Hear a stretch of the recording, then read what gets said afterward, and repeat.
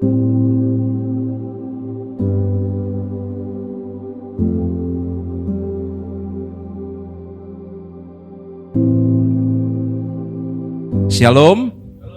Ya, puji Tuhan. Ini kali pertama Bapak Ibu saya melayani sore di tempat ini ya. Kalau yang dari dulu-dulu pagi terus ya Pak ya. Ini udah jalan ke berapa Pak? Ini ke 2 tahun ya. Setahun ya. Oh, setengah tahun ini ya. Ya, puji Tuhan. Ya, Bapak Ibu yang diberkati Tuhan, saya percaya setiap visi yang Tuhan taruh untuk gereja ini melalui Bapak Gembala Saudara, visi tahun ini adalah visi penuaian. Saya percaya visi ini bukan visi yang menjadi satu impian saja ya Pak ya, tetapi ini visi yang Tuhan taruh untuk bagaimana gereja ini bisa maju berkembang dalam anugerah Tuhan. Ya, karena segala sesuatu memang harus dimulai dari visi. Ya, kalau bukan dari visi kita tidak akan bisa berjalan ke depan Bapak Ibu. Puji Tuhan. Nah, Bapak Ibu saudara yang diberkati Tuhan, pada kesempatan petang sore hari ini saya ingin mengajak kita berbicara tentang follower ini Bapak Ibu ya. Ini yang seringkali kan orang hari-hari ini konten-konten, bikin konten segala macam ya. Tujuannya apa? Supaya punya follower ya, punya pengikut ya. Artinya ada orang yang mau mengikuti dia.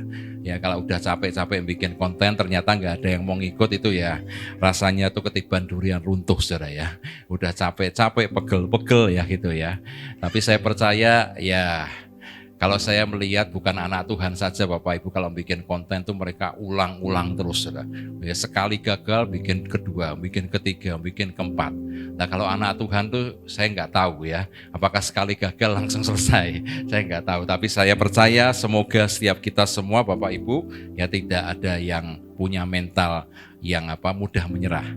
Ya, tetapi kita gagal sekali, ulangi lagi. Gagal kedua kali, ulangi lagi. Ya, sampai gagal terus juga nggak apa-apa, karena satu saat keberhasilan itu Tuhan berikan buat kita semuanya. Ya, puji Tuhan. Nah Bapak Ibu yang diberkati Tuhan, saya ingin mengajak kita pada kesempatan malam hari ini, Tuhan itu menyediakan tempat perhentian buat orang-orang yang percaya kepada Dia. Ya, Tuhan itu menyediakan tempat perhentian ya. Tetapi apakah manusia itu dapat masuk ke tempat perhentian yang Dia sediakan?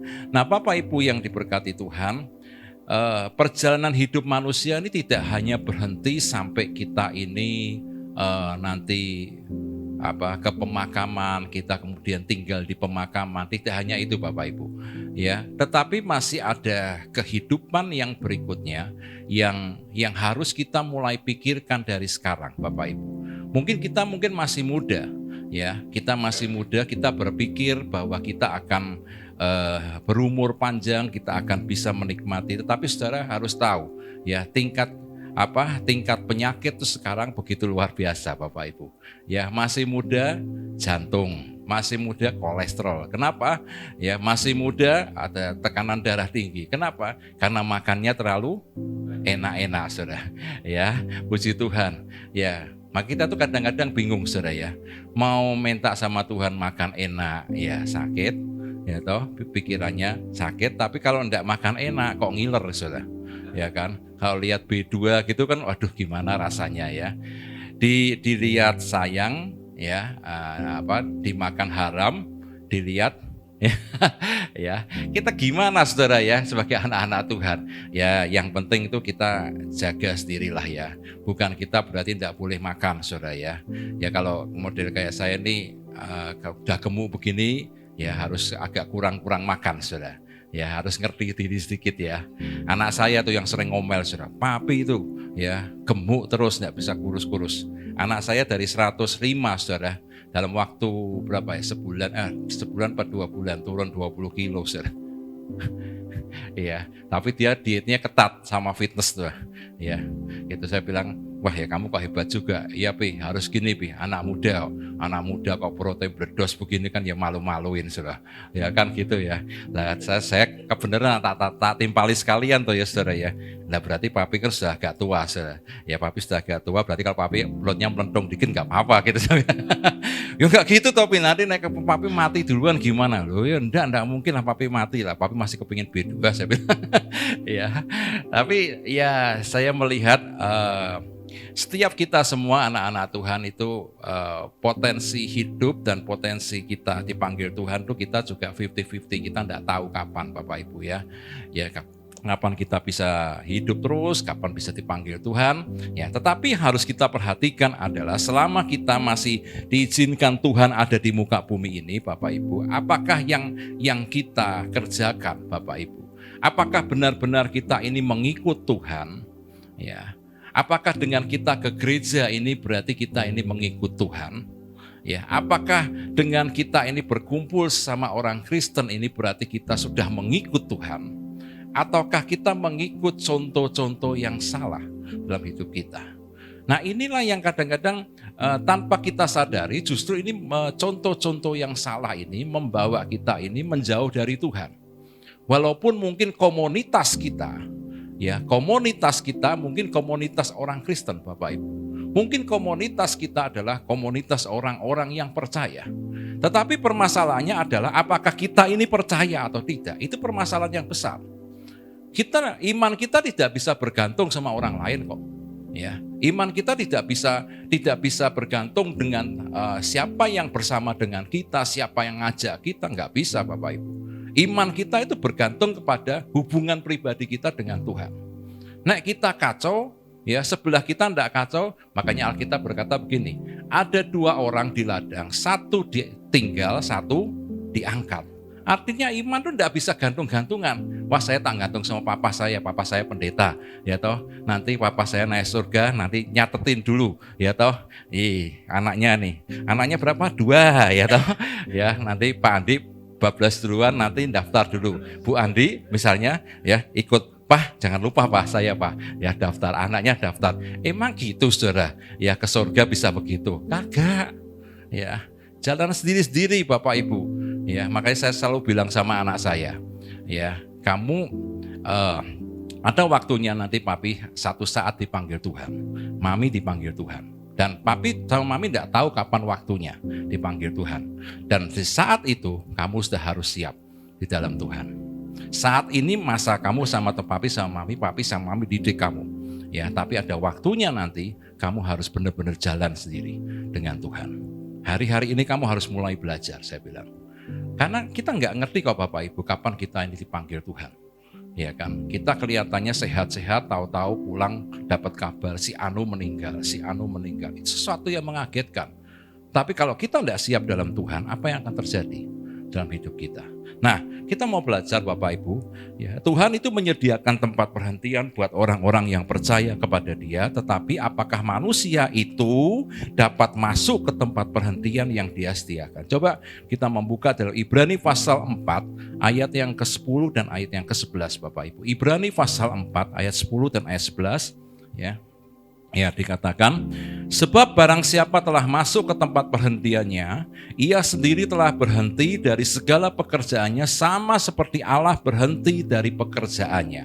Ya, kalau kita nanti masuk ke tempat perhentiannya, kita berhenti ya dari semua pekerjaan kita. Ayat yang ke-11, karena itu baiklah kita berusaha untuk masuk ke dalam perhentian itu. Baiklah kita berusaha untuk masuk ke dalam perhentian itu supaya apa Bapak Ibu? Supaya jangan seorang pun jatuh karena mengikuti contoh ketidaktaatan itu juga. Ya, supaya jangan seorang pun jatuh, artinya gagal dan tidak berhasil masuk ke tempat perhentian itu karena mengikuti contoh ketidaktaatan itu. Nah, ini yang saya sebut Bapak Ibu, ya, kita komunitas kita mungkin boleh Kristen, ya komunitas kita mungkin lingkungan kita orang percaya, kita mungkin didampingi dengan hamba-hamba Tuhan yang luar biasa. Tetapi saudara harus mengerti bahwa setiap kita semuanya punya pertanggungan jawab pribadi di hadapan Tuhan. Ya, banyak kali orang Kristen hari-hari ini tuh, ya saya itu kadang bingung juga. Kristen itu sebenarnya komunitas kita sebenarnya itu bertambah atau enggak jemaatnya? Kok isinya cuma mutar. Ya toh, bahkan satu mall saudara, Ya saya tuh kadang dulu pernah ke Surabaya, saudara. Saya enggak usah sebut gerejanya yang mana. Ya saudara tahu semualah. Ya. Saya enggak usah inisial juga, serba susah saudara ya. Saya ke mall situ ya, yang satu pakai papan penunjuk, kesini Pak. Yang satu kesini Pak. Ya, saya bingung surga kok bisa jadi dua begini ya. Atau ini mungkin surga A dan surga B saudara. Ya kan, kualitasnya beda ya, toh KW1, KW2 atau KW-KW-KW-an semua saudara. Itu kadang-kadang jadi orang Kristen tuh bingung saudara. Ya. Tapi apakah itu yang kita cari Bapak Ibu? Karena yang tujuan akhir kita kan bukan nanti ke gereja atau ke gereja atau nanti yang gendol sama pendetanya yang mungkin sakti luar mandraguna gitu, kita nggak mungkin bisa gendol kok Bapak Ibu. Iya kan? Tapi yang kita harus pikirkan adalah dalam perjalanan hidup kita ini, apakah kita ini bisa berhasil mencapai garis finish itu? Atau kita gagal, kita jatuh karena apa? Selama kita mengikuti perjalanan ini, kita memalingkan pandangan kita ke contoh tentang ketidaktaatan itu, saudara. Nah, ini yang harus kita pikirkan hari-hari ini, Bapak Ibu. Ya, bukan karena usia saya sudah kepala 5, saudara ya. Lalu saya mungkin memikirkan, wah, Pak Pol ini dulu waktu mungkin usianya kepala 2 enggak mikir kayak gitu ya toh. Sekarang kalau sudah kepala 2 baru mikir, enggak saudara ya. Tapi saya mikir, dari dulu saya mikir kalau sewaktu-waktu kita dipanggil pulang, ya apakah kita itu sudah siap? Ya toh, itu yang menjadi sebuah pertanyaan.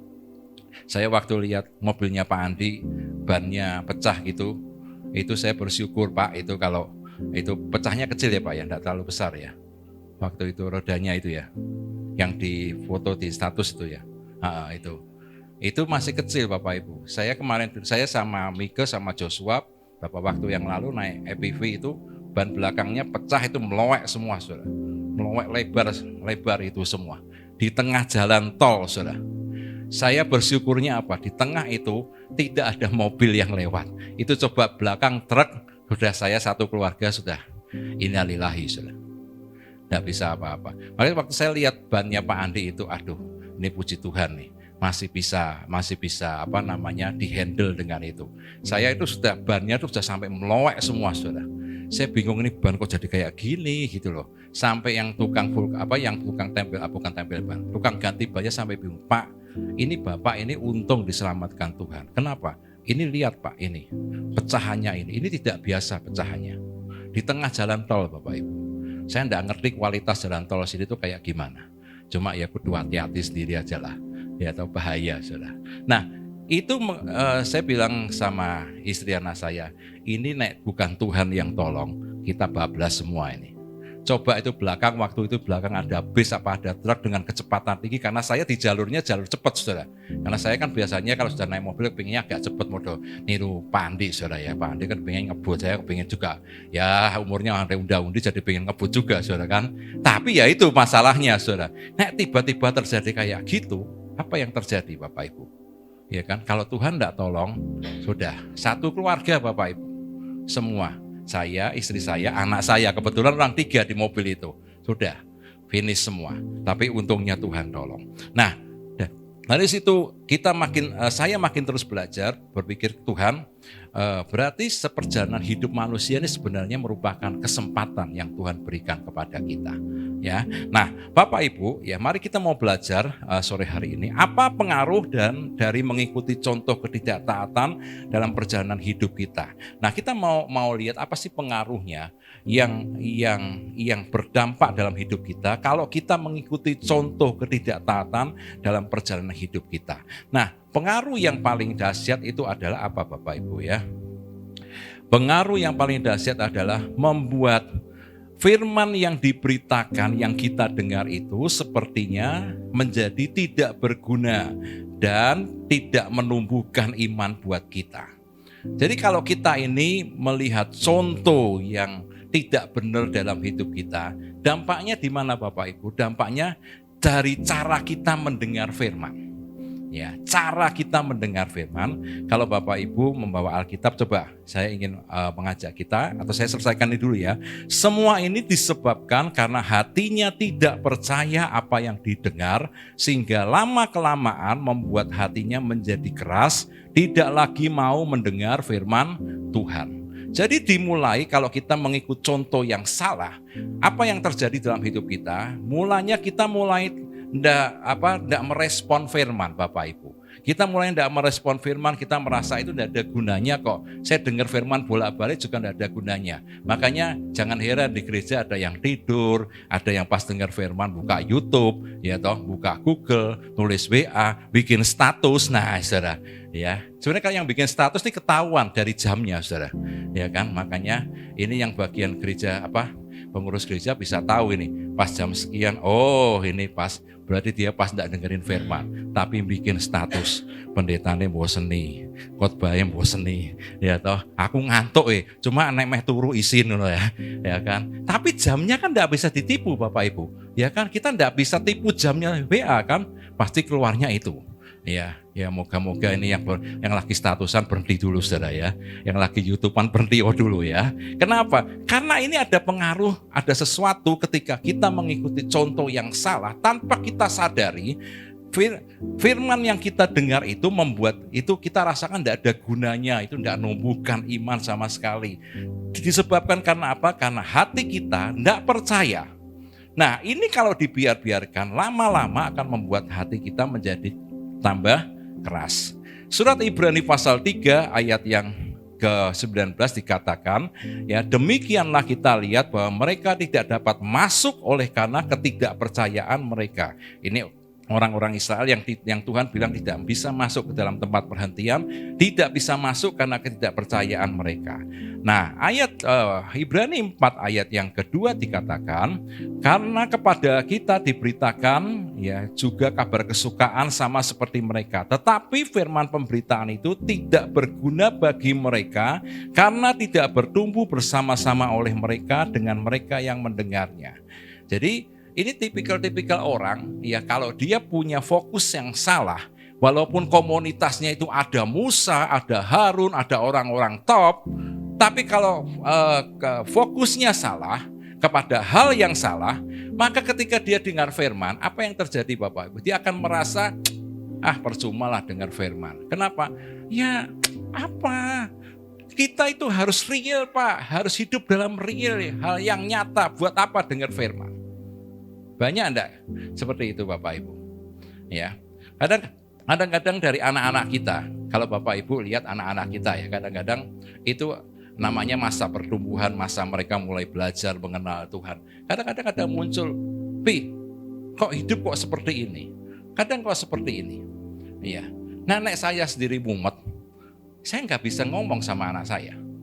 Ya, tapi saya harus bisa ngomong sama anak saya bahwa proses kehidupan itu pasti akan terjadi kepada banyak orang, ya kan? Tetapi bagaimana kita harus tetap kembali kepada firman. Tapi firman tidak terjadi dalam hidup saya. Nah, saya bilang sama dia, tidak terjadi bukan berarti belum terjadi, saya bilang. Nah, ini seringkali anak-anak Tuhan, ya, itu kadang-kadang kita itu bingung ngadepi hidup. Kita harus percaya firman. Ya kita baca firman. Kadang banyak ada orang yang membaca firman bolak-balik. Wah, diperkatakan bolak-balik. Tapi hasilnya song, gitu kan, saudara. Lalu apa yang terjadi? Waduh, berarti percuma saya baca Alkitab. Saya bukan begitu Bapak Ibu. Karena kita, ya, di dalam kita mendengar atau kita membaca firman Tuhan ini, apa yang mempengaruhi pandangan kita? Apa yang mempengaruhi pandangan kita? Nah, Alkitab ini berkata kepada kita, ini orang Israel, ada Musa, ada Harun, ya itu orang-orang top yang luar biasa. Tetapi ketika firman disampaikan, mereka tidak percaya.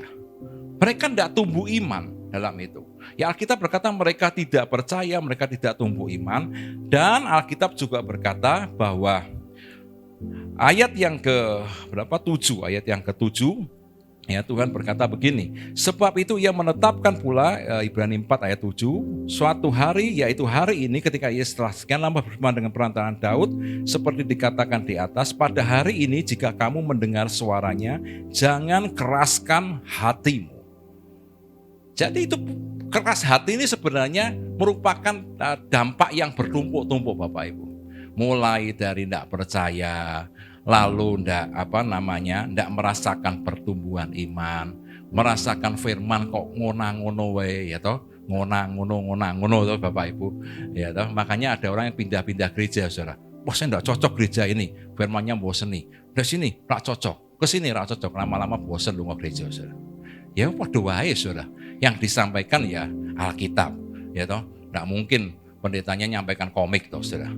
Ya toh, apalagi komik Jepang, itu enggak mungkin Saudara. Ya toh. Tapi itu kadang-kadang yang malah disenangi oleh jemaat. Wah, kalau pendetanya sang lucu, bisa bikin komik Jepang, bisa ini, waduh luar biasa. Makanya banyak filsafat-filsafat masuk ke gereja Saudara. Kenapa? Karena itulah yang disenangi jemaat. Coba kembalilah ke firman. Itu batu penguji buat kita. Apakah iman kita bertumbuh? Apakah kita ada kepercayaan? Apakah hati kita keras di hadapan Tuhan? Ya, kalau ada pengaruh-pengaruh yang salah dalam hidup kita, ya, maka firman yang diperdengarkan kepada kita itu pasti tidak akan bisa menumbuhkan iman. Ya, karena apa? Ada ketidakpercayaan dalam hidup kita. Ada rasa yang percuma. Ya, nah itu, ya akhirnya mentok-mentok nanti keras hati dan tidak mau dengar firman lagi. Ya. Makanya kalau sudah sampai tahap ini itu memang agak susah. Kalau jemaat sudah sampai begini ini, dia udah bosen dengar firman, sudah dia pasti jawabannya cuma satu. Firman tidak ada kuasanya apa-apa. Itu aja. Kenapa? Sebab hatinya sudah keras. Makanya kita perlu minta Roh Kudus lembutkan hati kita. Itu tujuannya apa sih Bapak Ibu? Supaya kita bisa dengar firman. Lalu Tuhan bilang sampai memuji seorang perwira di Kapernaum. Tuhan bilang apa? Hai perwira, besar imanmu. Karena apa? Perwira itu ngomong gini sama Tuhan. Tuhan, berkatalah sepatah kata. Loh, sepatah kata itu tidak banyak Saudara. Tapi sepatah kata kalau Tuhan berbicara, itu ada kuasa yang besar. Amin. Ya kan? Tapi kadang-kadang kita nangkep sepatah kata aja tidak bisa Saudara. Ya, makanya kita jadi orang Kristen lama-lama bosan kalau begini. Nah, coba kita cek dalam hidup kita, ya. Pandangan-pandangan yang salah atau gambar-gambar yang salah yang kita masukkan dalam hati kita ini apa? Sehingga membuat ya hati kita kok enggak percaya ya. Hati kita kok ragu ya. Hati kita kok lama-lama jadi keras seperti ini di hadapan Tuhan. Ya. Nah, mari kita mau belajar Bapak Ibu ya. Ada beberapa contoh ketidaktaatan yang banyak diikuti oleh manusia sehingga membuat iman itu tidak bertumbuh dan lama-kelamaan menjadi keras hati. Ada beberapa contoh, saudara. Ada beberapa contoh ketidaktaatan yang banyak diikuti oleh manusia sehingga membuat iman itu menjadi tidak bertumbuh, lama-kelamaan menjadi keras hati. Ya. Coba kita membuka Bapak Ibu Yudas pasal 1 ayat yang ke-11 ya. Yudas pasal 1. Ya. Apakah contoh-contoh ini ada? Ya, kita mengikuti sesuatu yang salah ini. Yudas pasal 1. Yudas pasal 1 ayat yang ke-11. Ya, surat Yudas ini di Perjanjian Lama Bapak Ibu ya. Coba cari surat Yudas di Perjanjian Lama. Ya.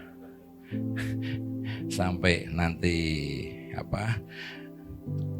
Tuhan datang tidak ketemu itu Perjanjian Lama. Cari di Perjanjian Baru Bapak Ibu. Saya itu paling senang kalau mau kateksase orang itu. Ya tahu saya bilang ya kitab Wahyu cari di mana? Perjanjian Lama. Wah, dangkeng karena namanya orang kateksasi itu semangat Saudara. Wah, saya kepingin kateksasi. Ya, kitab Wahyu cari di Perjanjian Lama. Ya toh, dari saya di depan dia, saya minum, saya makan, saya pulang ke situ lagi, enggak pernah ketemu Saudara Perjanjian Lama. Ya karena kitab Wahyu enggak pernah ada di Perjanjian Lama. Ya, kitab Wahyu adanya di Perjanjian Baru. Surat Yudas itu adanya satu kitab sebelum kitab Wahyu.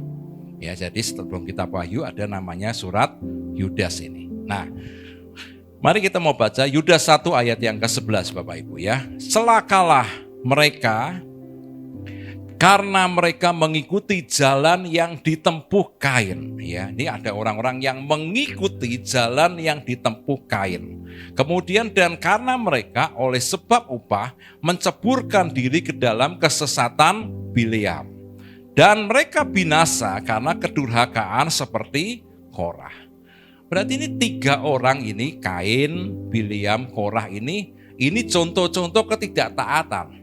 Tapi ini Alkitab berkata banyak yang ngikuti Bapak Ibu. Ya, banyak. 1 namanya Kain, 2 namanya Bileam, yang ketiga namanya Korah. Ini banyak yang ngikuti. Ya, makanya ini kalau ada dalam komunitas orang Kristen, saya yakin gak tumbuh-tumbuh lah. Ya, dengar khotbah agak lama dikit, waduh, ya toh, ya. Apalagi agak pusing, memusingkan dikit, wah mumet. Ya, yang paling banyak dihindari itu biasanya apa? Alkitab itu, kitab apa? Imamat, bilangan. Ya toh, kitab Imamat, kitab bilangan. Kalau lagi pacaran biasanya kitab pakainya apa? Kidung Agung, saudara. Itu pasti kalau bahas itu sama anak-anak muda seneng, saudara. Ya toh. Waduh, cantik engkau manisku ya. Padahal wis elek ngono tapi bilang cantik sudah. Ya kan? Ya. Tapi nanti jadi tidak percaya lagi. Wah, Alkitab salah, wong saya lihat kaca jelek. Kok Alkitab bilang saya cantik gitu. Ya wis percaya ndak percaya sakarepmu lah. Ya, kadang pendeta kalau digituin ya bingung juga saudara ya toh. Mau bilang jelek kagak enak, mau bilang cantik juga tidak sesuai dengan kenyataan, ya kan? Ya, sesuai dengan imanmu, ya kan? Tuhan mampu membuat yang buruk menjadi luar biasa adanya, kan begitu saudara. Loh, coba saudara lihat aja kalau orang dunia bilang sama orang yang gemuk-gemuk itu saudara, bilangnya apa? Percayalah kamu bisa kurus, betul? Nggak ada yang orang gemuk dan nggak usah percaya, kamu gemuk, gembrot. Nggak ada, saudara. Tapi naik sama orang gemuk pasti bilangnya, percayalah satu saat ketika kamu diet, ketika kamu akan bisa kurus. Nggak ada yang bilangnya gembrot, nggak ada, saudara. Ya, nggak ada. Ya itulah, kita di dalam Tuhan tuh kadang-kadang dikasih perkataan yang positif, ya. Tapi kita ini anak-anak Tuhan seringkali nggak percaya. Ya apalagi nek bilangnya pas dompet kosong Bapak Ibu ya. Pas dompet kosong lalu pendetanya bilang Tuhan akan memberkati engkau. Dompetmu akan diisi oleh Tuhan. Ceritanya apa? Pendeta nih koya. Pendetanya cuma ngomong toh. Iya toh. Mbok ngono pendetanya ngei duit. Iya toh pendetanya ora duwe duit padha wae. Ya kan? Susah kan? Bapak Ibu. Makanya setiap kita semua anak-anak Tuhan itu kadang-kadang ya kita ke gereja itu ya kadang-kadang kalau cara pandang kita tidak beres di hadapan Tuhan, itu ya ini, tidak tumbuh-tumbuh imannya, saudara. Ya, tapi nek iman kita tumbuh dalam Tuhan, kita begitu. Saya paling senang kalau berita ada ngomong berkat ya. Kalau ada ngomong berkat, saya bilang saya amin nih. Ya, dulu ada seorang hamba Tuhan yang pernah ngomong soal dompet kosong segala macam. Dia bilang cuma angkat di hadapan Tuhan. Saya amin nih, saudara. Nah ketika saya ngalami betul, ya saya cuma lakukan hal yang sama. Saya bilang Tuhan, saya butuh uang ini, saya butuh ini, saya benar-benar butuh. Ya Tuhan tidak pernah berhutang. Tuhan kirim itu secepatnya. Makanya gereja Tuhan itu sebenarnya harus ngalami ya Bapak Ibu. Ya toh, kadang-kadang kita ditempatkan masa-masa yang sulit nih Bapak Ibu ya. Tujuannya apa? Bukan Tuhan itu menyiksa kita, bukan Tuhan itu menaruhkan kita di neraka selagi di bumi, enggak. Tapi Tuhan mau kita ngalami firman dalam hidup kita. Ini loh kuasa firman tuh kayak begini loh. Jadi jangan seperti Ayub. Ayub itu hebat, luar biasa kan, saleh. Tapi Alkitab berkata, Ayub ngaku sendiri di hadapan Tuhan bahwa selama ini aku itu hanya mendengar dari kata orang, kata Ayub. Itu Ayub pasal 42. Aku selama ini hanya mendengar dari kata orang. Ya. Tapi setelah itu ketika dia mulai sadar dengan Tuhan, tetapi hari ini aku sekarang mulai tahu bahwa engkau adalah Allah yang dahsyat dan luar biasa. Itu pengalaman Bapak Ibu. Pengalaman hidup. Ya, makanya setiap kita semuanya jangan ikuti yang salah. Kalau yang ngikuti Kain, ngikuti Bileam, ngikuti Korah ini satu hal yang salah. yang itu akan membuat dampak dalam hati, pikiran kita menjadi salah semua. Ya, puji Tuhan. Nah, saya ingin mengajak kita melihat tentang Kain ini Bapak Ibu ya, tentang Kain.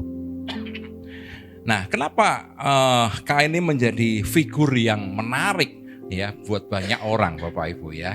Kenapa banyak orang ini ngikuti Kain tanpa kita sadari ternyata selama ini kita tuh ngikut Kain gitu saudara. Ya, nah apa sih masalahnya Kain? Kenapa kok sering menjadi figur yang diikuti Bapak Ibu? Ya, coba kita melihat bukannya mencari tahu kenapa pekerjaannya tidak dihargai, Kain malah kemudian kecewa, marah dan membunuh. Kita tahu itu ceritanya Bapak Ibu ya tentang Kain yang dia mempersembahkan bersama dengan Habil. Punyanya Habil diterima Tuhan, punyanya Kain enggak, saudara. Apa yang terjadi? Kemudian Kain emosi. Karena apa? Karena merasa bahwa apa yang dia sudah usahakan, apa yang dia sudah kerjakan ini, kok Tuhan tidak terima? Ya. Nah kalau Tuhan aja enggak terima, kadang pendeta bisa enggak terima enggak? Ya toh.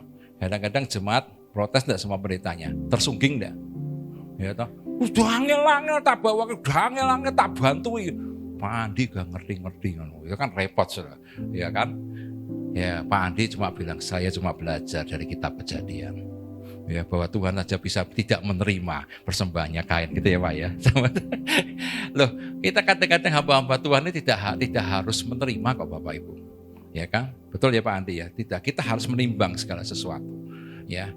Tapi kita mau belajar begini Bapak Ibu. Kadang-kadang pengalaman yang dialami seseorang itu, ya, kalau Tuhan izinkan itu terjadi, sebenarnya Tuhan itu sedang mendidik orang itu. Tapi dia tidak ngerti tentang didikan Tuhan dalam hal itu. Nah, Kain ini salah satunya orang yang tidak mengerti tentang didikan Tuhan. Seharusnya Kain itu mencari tahu kenapa dia tidak dihargai, lalu perbaiki hal itu. Ya. Nah, saudara yang dikasihi Tuhan, Kejadian 4 ayat 5 dan Kejadian 4 ayat 8 ya, kita membaca ini ada ayatnya. Tetapi Kain dan korban persembahannya tidak diindahkannya. Lalu hati Kain menjadi sangat panas dan mukanya muram. Lalu ayat 8 dikatakan, kata Kain kepada Habil adiknya, mari kita pergi ke ladang. Ketika mereka ada di padang, tiba-tiba Kain memukul Habil adiknya itu lalu membunuh dia. Nah, saudara, tanpa kita sadari kita ini seringkali meniru apa yang Kain kerjakan. Ya, apa yang Kain kerjakan? Ketika yang dia kerjakan ini tidak dihargai, lalu muncul rasa kecewa, marah, kemudian membunuh. Membunuh ini bukan pengertiannya kita langsung, waduh tak bunuh, orang lain tak bunuh. Enggak, saudara. Tapi Alkitab berkata membunuh itu sama dengan membenci. 1 Yohanes berkata begitu Bapak Ibu. Membunuh sama dengan membenci. Nah seringkali kita ini pekerjaannya mungkin orang tidak bisa terima atau mungkin dipersembahkan, tidak diterima. Coba dicek ya apa yang kita berikan ini apakah sudah sesuai. Ya, kenapa permasalahannya? Saudara tahu kenapa Habil itu persembahannya diterima oleh Tuhan? Ya, Tuhan ngomong sendiri ke Kain begini waktu Habil sudah dibunuh sama Kain, darah adikmu berbicara. Darah adikmu berbicara bahwa karena iman ya, darah adikmu itu Habil berbicara. Ya, jadi Tuhan mau bilang gini, Habil waktu mempersembahkan ini bukan mempersembahkan tanpa iman, tapi Habil mempersembahkan dengan iman. Dan Kain tidak pernah dicatat di Alkitab bahwa dia mempersembahkan dengan iman. Ya, makanya Tuhan tidak suka. Sebab yang berkenan di hadapan Tuhan itu apa Bapak Ibu? Tanpa iman, maka tidak ada perkenanan Tuhan. Banyak enggak kita anak-anak Tuhan ini kayak Habil? Kayak Kain ini. Kalau bawa persembahan. Percaya enggak? Enggak. Ya. Yakin dengan Tuhan? Enggak. Yang penting suruh kasih persembahan, ya persembahan kasih. Tapi apakah kita percaya memberikan persembahan itu? Enggak. Akhirnya apa? Kita lebih banyak tidak mengkoreksi diri kita. Itu Kain Bapak Ibu. Ya. Makanya belajarlah kita memberi sesuatu. Ya, kita percaya kepada Tuhan, kita berikan kepada Tuhan. Ya. Kalau menurut saya Bapak Ibu ya, ini yang Alkitab bilang, kalau masalah kayak perpuluhan aja ya. itu kan jadi rame, saudara. Ya, ada yang satu bilang kasih perpuluhan, ada yang satu bilang tidak kasih perpuluhan. Tinggal dia percaya apa enggak. Ya toh, Tuhan itu negor orang Israel yang di kitab Maleakhi itu bukan karena Tuhan iseng Bapak Ibu. Tapi karena sudah sekian ratus tahun, orang Israel tidak pernah membawa persepuluhan kepada Tuhan. Saya boleh cek itu di Alkitab. Makanya Tuhan sekali ngomong, kamu tuh ngerampok kata Tuhan. Nah kan sekarang dibahas, wah pendeta itu aku jaluk perpuluhan segala macam. Enggak, itu kalau didiamkan Bapak Ibu. Tuhan bisa buat semua usaha kita stuck semua, enggak bisa gerak. Itu kitab Maleakhi itu berbicara kepada kita, kenapa Tuhan tegur masalah perpuluhan?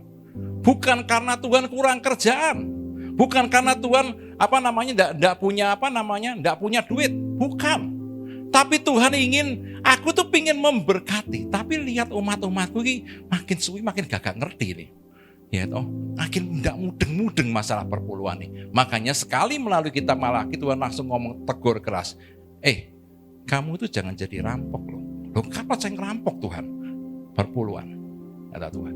Kembalikan. Nah, buat orang yang tidak suka, hal ini dipikirnya adalah sebuah, wah pendeta memanfaatkan kesempatan nih ada ayat ini. Bukan. Jadi kalau pendeta mau diam, itu kasusnya nanti akan sama terjadi di kitab Maleakhi. Di mana ratusan tahun orang Israel diam. Tidak memberikan perpuluhan. Dan Tuhan tuh istilahnya bedem gitu. Ini kok gak ngerti-ngerti ya. Wes diajari kok gak mudeng-mudeng. Nah itu. Apa mau? Gitu. Kalau saya masalah perpuluhan tetap tak omongkan Bapak Ibu. Ya kagak urusan. Mau jemaat tersungging karepmu saya bilang. Ya kan kenapa? Karena perpuluhan ini kan Alkitab yang nulis. Ya toh. Mau dia suka, mau dia tidak suka, buat saya kagak urusan. Mau dia punya duit, mau dia tidak punya duit. Ketika saya harus bicara perpuluhan, saya sampaikan aja. Ya pusing amat buat saya. Karena saya ingat di kitab Maleakhi. Kalau Tuhan sudah bilang, aku bisa tutup tingkap langit. Itu ngeri Bapak Ibu.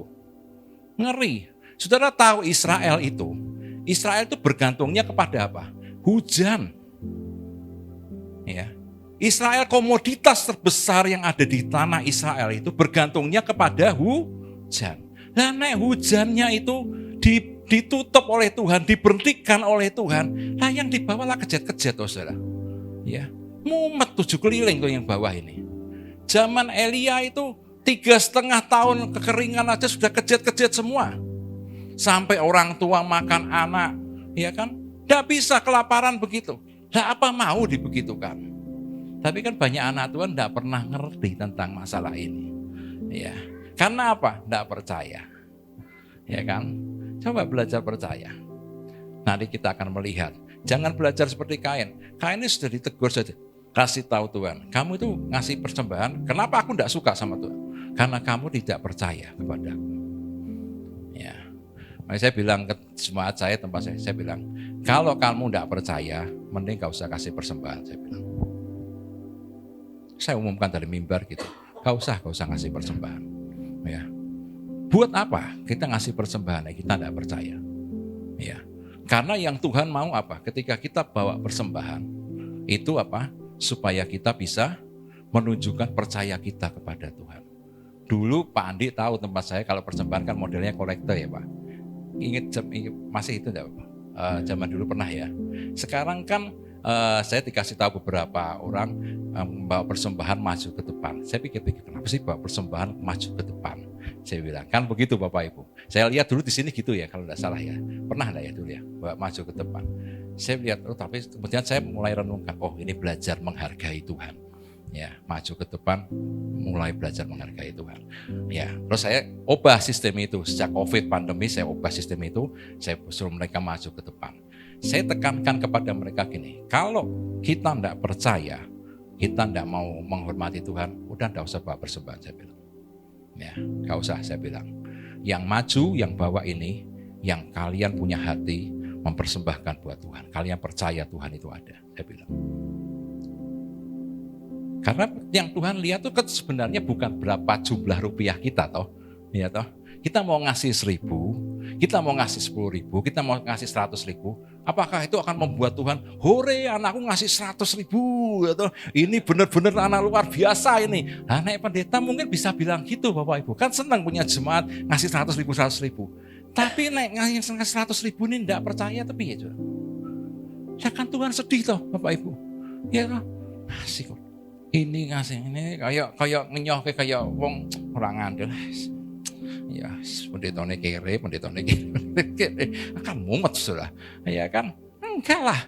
Ya, kita ini anak-anak Tuhan. Wes, kalau kamu mau kasih persembahan, caranya begini saya bilang. Ya, kamu hatimu benar di hadapan Tuhan, kasih. Hatimu masih tidak percaya, stop saya bilang. Ya, pusing amat saya bilang. Ya kan, saya juga nggak tahu juga yang ngasih siapa, yang enggak ngasih siapa, saudara. Ya kan? Tapi saya mau supaya apa? Dalam hal persembahan ini pun kita harus belajar benar di hadapan Tuhan. Bukan masalah berapa rupiah, Bapak Ibu. Saya tekan bukan masalah berapa rupiah. Kain sama Habil ini, yaitu saya yakin ini kan hasil-hasil yang luar biasa semua. Tapi ketika dipersembahkan dengan cara yang salah, Tuhan langsung ngomong, aku enggak suka. Stop, aku enggak suka. Ya. Nah, saudara yang dikasih Tuhan, banyak cara-cara Kain yang kita ikuti kemudian akhirnya membuat Kain tidak menyadari apa sih salahku sebenarnya. Banyak anak-anak Tuhan juga seperti ini. Ketika dia tidak dihargai, malah kecewa, marah, kemudian membenci. Ya, karena apa? Poinnya satu, dia tidak dihargai dan dia tidak mau belajar tentang kesalahan yang dia kerjakan. Padahal Tuhan sudah kasih tahu, Habil mempersembahkan dengan iman. Yang kedua Bapak Ibu, sekarang kita belajar tentang yang namanya Bileam. Ya, Bileam ini ya, upah atau hasil yang didapat dari pekerjaan. Nah, Bileam ini rela melakukan yang jahat. Ya, seperti mengutuki orang, mengajari Raja Balak untuk menyembah berhala, kemudian perzinahan, semua itu karena ada duitnya. Sekarang itu apa-apa nek ada duitnya kan enggak mau gerak tuh Bapak Ibu. Betul apa betul? Ya, apa-apa itu saudara. Loh, saya itu pernah didatangi saudara. Tempat saya itu memang butuh pemain musik sih ya. Mas saya Pak Andi ya tahu lah, tempat saya butuh pemain musik. Tiba-tiba nih saudara, siang-siang didatangi orang. Pak, saya dari sekolah Alkitab, lulusan sekolah Alkitab. Wah, saya pikir nih Tuhan menjawab doa saya kan saudara ya. Ya luar biasa toh. Wah, oh iya ada apa? Ya, tempat Bapak butuh pemain musik ya. Wah, ini benar jawaban Tuhan loh ini. Ya kan, saudara? Wah, luar biasa. Tuhan kok bisa tepat, bisa pas ya. Ya kan? Butuh worship leader, butuh song leader. Ya, saya dari sekolah Alkitab khusus spesialisnya itu, Pak. Wah, benar-benar ini Tuhan luar biasa toh, saudara. Ya, toh, saya sudah senang nih, saudara. Tapi gini, saudara, langsung gini. PK-nya berapa, Pak? Terang-terangan, Bapak Ibu. PK-nya berapa, Pak? Saya bilang, kamu boleh tanya ke jemaat saya, ada PK-nya enggak? Loh, masa enggak dikasih PK? Enggak, saya bilang, tanya aja. Ada PK-nya enggak? Oh ya sudah Pak, terima kasih. Meluyur pulang. Sudah.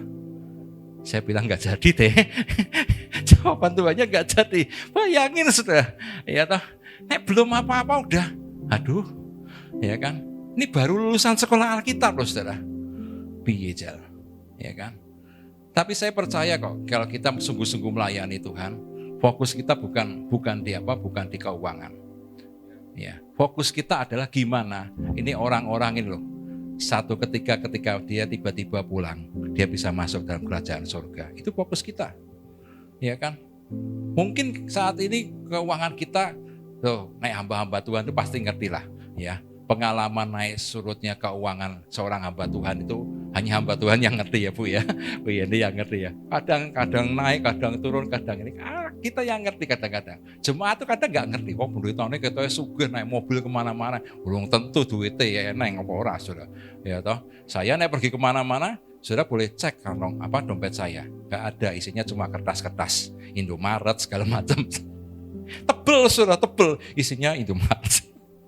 Istri saya tuh untungnya Mika itu agak stiti begitu lihat dompet saya kosong di sini 50.000 lumayan sudah buat beli es teh katanya gitu.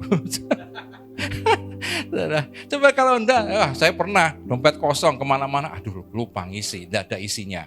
Mau telepon enggak bisa, ATM habis, ya sudahlah saya bilang, longso sedikit lah. Saya merasakan menjadi orang yang berjalan di padang gurun, belantara 40 tahun. Nah, enggak ada minum, enggak ada apa, mau beli enggak bisa, saudara. Ya kan? Tapi itulah kita belajar, Bapak Ibu. Nah, Bileam ini, saudara, ada banyak orang, 2 Petrus berkata, ya 2 Petrus 2 ayat 15 berkata, banyak orang mengikuti jalan Bileam anak Beor yang suka menerima upah untuk perbuatan yang jahat. FAYH, ya Alkitab yang FAYH, firman Allah yang hidup berkata begini, ya mereka menyimpang dari jalan yang benar serta menjadi sesat seperti Bileam anak Beor yang mencintai uang yang diterimanya sebagai upah pekerjaan yang jahat. Mencintai uang, itu kata kuncinya di situ, saudara. Mencintai uang. Jadi dia tidak peduli pekerjaan ini beres apa enggak, tidak peduli. Yang penting apa? Yang penting aku cinta sama uang. Bayangin saudara, kalau hati hamba-hamba Tuhan kayak begini, bubar jalan saudara. Ya. Makanya dulu waktu saya mau menikah sama Mika, saya tanya, ya, nanti kalau satu ketika, ya, kita tidak bisa makan nasi gimana? Ya, saya kan dulu lihat pengalaman papi saya sama mami saya saudara. Ya. Karena anak-anaknya tok yang dikasih makan, orang tuanya enggak makan, puasa saudara. Karena tidak ada duitnya saudara. Ya. Lalu ingat pengalaman itu, pengalaman orang tua saya. Lalu saya bilang, karena keuangan hamba Tuhan itu kan enggak tentu saudara, naik. Kayak kadang naik jet coaster gitu loh saudara. Kadang naik, kadang turun terlalu dalam belum naik saudara. Kadang begitu saudara. Ya toh, makanya nek lihat hamba Tuhan tuh jangan ngece saudara ya toh. Wah pendetone kiri, pendetone gini, wah ojo ngece lah. Ya toh, karena kadang-kadang naik jet coaster kan gini, turun bawah meliuk-meliuk situ saudara. Ya toh, tapi belum naik. Belum naik kadang-kadang. Iya kan? Nah, apa yang saya bilang sama Mika? Nanti kalau satu ketika kamu jadi istri saya, kita tidak bisa makan, apa yang terjadi? Dia langsung jawabnya gini, saya mau tunggu jawabannya. Ya toh. Nah itu, ya wis kita putus aja nah gitu ya. Sudah tak putus aja langsung sudah Mika jawabnya gitu. Tapi jawabannya begini, so. Ya. Itu yang saya ingat. Ya. Kalau Tuhan itu menyuruh kita menjadi hamba Tuhan, tidak mungkin Tuhan menelantarkan hamba-hambanya. Jawabannya gitu toh. Jawabannya itu calon ibu gembala waktu itu. Ya, ngomongnya begitu. Tidak mungkin Tuhan menelantarkan hamba-hambanya. Saya bilang ini orang kok luar biasa juga ya. Makanya setelah kita berjalan menikah gini, saya juga kadang mikir, ya punya anak itu tidak mudah Bapak Ibu ya. Punya anak persiapan segala sesuatu. Pak Andi anaknya 2 tuh pasti pengeluarannya banyak zaman dulu. Saya anak 1 aja pengeluarannya banyak Bapak Ibu. Waduh ini mikir gimana. Ya toh. Tapi kita cuma percaya gini, kalau Tuhan yang persiapkan kita, Tuhan yang sediakan semuanya. Gitu. Karena kan soalnya kita juga harus bicara sama jemaat atau Bapak Ibu, ya toh. Dan kita hamba Tuhan sendiri mumet dengan keuangan kan bubar sudah. Ya toh. Pak gimana Pak? Ya mbah ya aku sendiri ya pendeta yang mumet ya. Ya toh. Keuanganku naik roller coaster mubang-mubang ini nyungsek malah. Ya, ora munggah-munggah lah bubar sudah. Ya kan? Nah jemaatnya lah sama pendetanya kok ngene bubar semua nih gitu ya kan. Enggak lah, ya. Makanya saya kayak bilang sama jemaat, pakai lututmu di hadapan Tuhan. Loh, Bapak enak ngomong pakai lutut. Ya Bapak enggak pernah ngalami. Si ngomong sapa? Kene wis tau nyenengi sport ngene kok. Ya toh, kene tau ngalami dompet kosong ya tahu saya bilang gitu. Tapi saya pakai lutut di hadapan Tuhan. Saya pakai lutut di hadapan Tuhan saya bilang, Tuhan yang tolong semua. Kalau hatimu benar di hadapan Tuhan, Tuhan tidak pernah menelantarkan anak-anaknya. Kita orang-orang bisnis pun juga yakin, kalau hati kita benar di hadapan Tuhan, tidak ada namanya jalan tertutup buat kita. Amin. Tuhan yang buka jalan semua. Karena Tuhan yang tolong kita. Nah ini Bileam karena cinta uang, makanya semua dia rela berbuat salah. Nah kemudian yang terakhir sudah Korah. Ya Korah. Ya, Korah ini tidak puas dengan kepemimpinan rohani dari Musa dan Harun dan mulai mempengaruhi yang lain untuk memberontak dan menyingkirkan Musa dan Harun. Karena Korah ini merasa bahwa dia kudus, dia rohani, dan dia pasti berkenan di hadapan Tuhan. Nah ini ada di bilangan 16 ayat 1, 2, 8, dan 9 dan selanjutnya. Ya. Nah Bapak Ibu yang dikasih Tuhan, Korah ini, ya kalau kita baca banyak ayatnya. Tapi saya ingin ajak Bapak Ibu saudara memahami tentang Korah ini. Korah ini merasa tidak puas Bapak Ibu. Ya, tidak puas. Dia di komunitas yang besar itu dan dia jago mempengaruhi. Ya, bayangin satu orang Korah bisa mempengaruhi 250 orang yang kenamaan, orang yang punya punya suara, punya power, bisa dipengaruhi oleh Korah. Ya, saudara kalau pernah tahu mengalami masa-masa pemberontakan di gereja-gereja, saudara pernah tahu di sana, saudara akan tahu itu dari satu orang bisa mempengaruhi orang-orang gede semua. Nek orang gede ini orang melu-melu tuh gereja tidak akan ada yang berontak, saudara. Ya toh, tapi justru karena pengaruh satu orang, maka yang 250 ini melu berontak sisan, saudara. Itu hebatnya Korah. Ya, kenapa? Karena Korah ini merasa bahwa dia itu hebat. Dan Musa dan Harun ini bukan orang-orang hebat, mereka tuh nipu rakyat, saudara. Ya kan? Nipu jemaat ini. Ya, pendeta tuh mau cari kekayaan, cari duit, cari ini, cari ini. Makanya muncul Korah satu ini ngomong sama orang banyak 250. Ayo kita bikin protes ya sama Bapak Musa, Bapak Harun. Supaya apa? Mereka lengser ya ke Prabon, saudara. Ya, nek tahu kata lengser ke Prabon berarti umur Anda sudah agak tua, saudara. Ya kan. Nah, yang muda-muda pasti tidak mungkin ngerti lengser ke Prabon, tidak ngerti. Nek ayam ke Prabon tahu, saudara.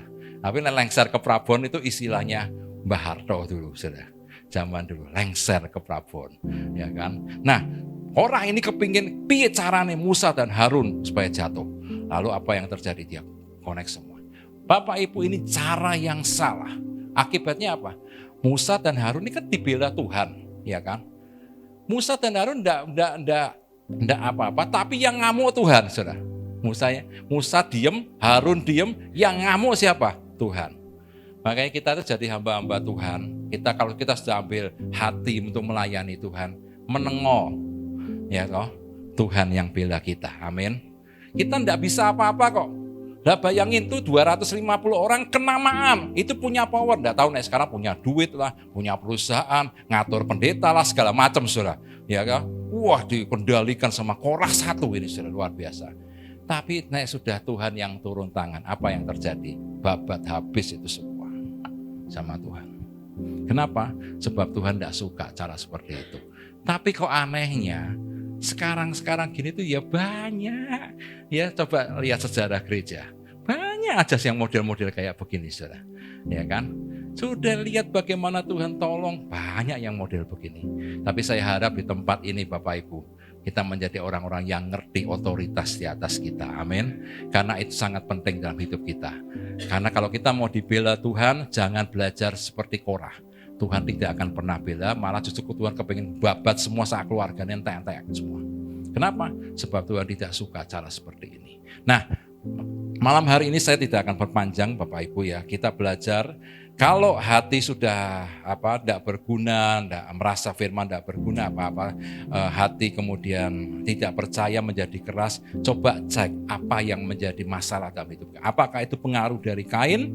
Apakah itu pengaruh dari Bileam? Apakah itu pengaruh dari Korah? Kita beresi di hadapan Tuhan. Karena kita mengikut Tuhan, mengiring Tuhan itu seumur hidup kita. Ya, bukan sesaat saat kita senang kita mengiring Tuhan, tapi biarlah sampai akhir hidup kita Tuhan panggil kita. Tuhan dapati kita sebagai hamba yang setia. Tuhan memberkati kita ya.